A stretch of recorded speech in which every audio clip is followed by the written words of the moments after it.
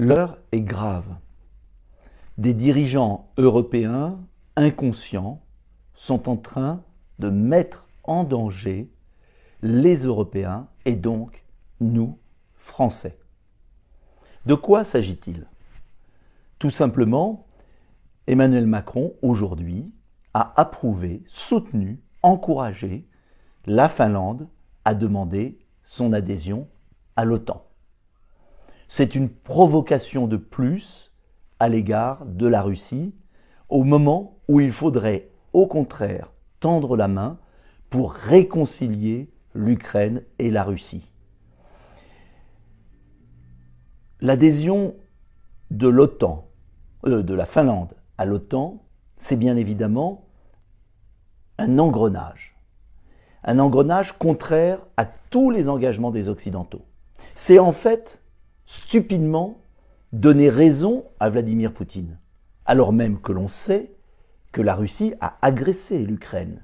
Et loin de moi l'idée d'excuser et de défendre la Russie sur tous les plans. Mais, comment peut-on aujourd'hui, au moment où il est possible de réconcilier, où il est possible de faire la paix, où les forces s'opposent les unes aux autres et s'enlisent dans la guerre, au moment où il faut, au contraire, aboutir à un plan de paix, eh bien Emmanuel Macron, en petit caniche de Biden, remet une pièce dans la machine et nous met en danger.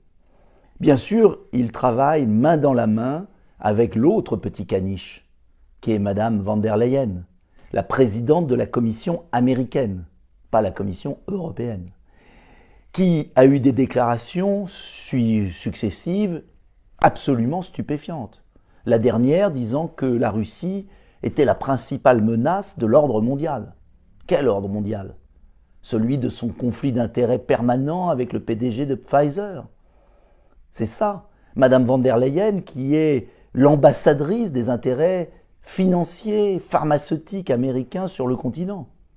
Madame von der Leyen, qui détruit l'idée de l'indépendance européenne et qui trahit en fait les valeurs européennes. Eh bien, von der Leyen et Emmanuel Macron sont, oui, les petits caniches, et j'assume ce terme. Pourquoi c'est grave? Parce que, en vérité, l'Europe est en train de sortir de l'histoire du XXIe siècle. Pour deux raisons. La première, c'est qu'elle se met dans la main des États-Unis, qui ainsi la mettent en état de dépendance, le gaz naturel liquéfié, qui vaut beaucoup plus cher, qui pollue énormément et qui va remplacer le gaz russe, le gaz du Qatar, qui bien évidemment n'a rien à envier sur le plan des droits de l'homme à celui de la Russie, et puis de l'autre côté, la Russie qui bascule vers la Chine. L'Europe est en train de s'isoler de l'Afrique. C'est une erreur géopolitique fondamentale. J'ajoute que les Français vont souffrir dur. Hier, dans ma circonscription, je voyais un gestionnaire de copropriété, et pour vous donner un exemple, la facture de gaz d'un groupe d'immeubles, d'une copropriété de 600 logements, est passée de 64 000 € par mois à 234 000 €. Parce que les prix garantis n'existent que pour les particuliers, mais pas pour les copropriétés. Cela veut dire, à la rentrée, une chute du pouvoir d'achat de nos concitoyens considérable. Et je ne parle pas enfin de la crise alimentaire qui risque de faire exploser le Maghreb et l'Afrique, avec des conséquences migratoires. Tout ça parce que M. Biden défend des intérêts personnels en Ukraine, parce que M. Macron et Mme von der Leyen ne peuvent rien lui refuser. À l'inverse, c'est parce que justement la Russie est en difficulté en Ukraine qu'il faut maintenant proposer le plan de paix que j'avais proposé il y a 2 mois, qui est un plan de paix équilibré, qui n'est pas pro-russe, qui n'est pas pro-ukrainien, et qui vise tout simplement, en échange du retrait des troupes russes, à donner un statut d'autonomie au Donbass, à créer une zone démilitarisée neutre en Ukraine, et à organiser des élections libres dans ce pays pour sauver les Ukrainiens de la situation désastreuse dans laquelle les ont placés les Russes bien sûr, mais aussi les Occidentaux qui de manière folle livrent des armes toujours plus meurtrières dans ce pays.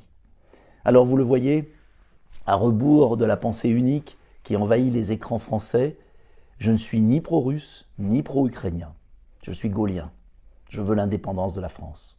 Je veux que l'Europe soit indépendante des grandes puissances. Je veux parler au monde. Et je pense la situation suffisamment grave sur le plan militaire, sur le plan stratégique, sur le plan géopolitique, sur le plan alimentaire, sur le plan énergétique, pour vous dire, n'écoutez pas les médias français. N'écoutez pas cette propagande qui n'a rien compris à la situation du conflit. Il faut circonscrire le conflit à la question du Donbass, revenir aux accords de Minsk, trouver une solution. C'est difficile, cela exige des compromis. Ne partons pas dans cet engrenage terrible qui risque d'affaiblir l'Europe pour 50 ans.